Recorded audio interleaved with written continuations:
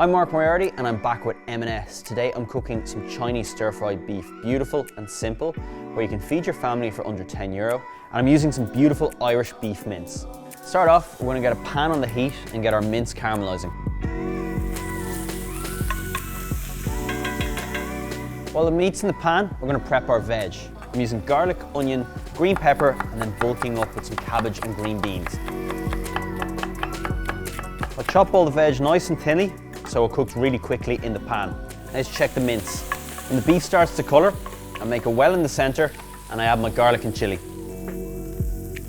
Once the garlic is golden and the beef is brown, time to go in with the veg. Let all that veg wilt down and caramelise with the beef. Now it's ready for another key ingredient, the M&S black bean sauce.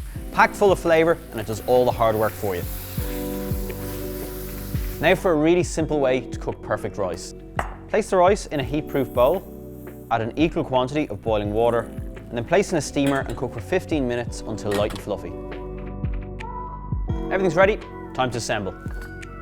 Now that stir fry is great by itself, but I'm going to show you a little trick that I do at home to bulk up my dinners: soft boiled egg. Then I'm going to just put some chili flakes and some sesame seeds. There you have it, really tasty and simple midweek meal using the best of M&S ingredients. Works out about $2.50 a portion, and if you want to make a vegetarian alternative, you can leave out the meat.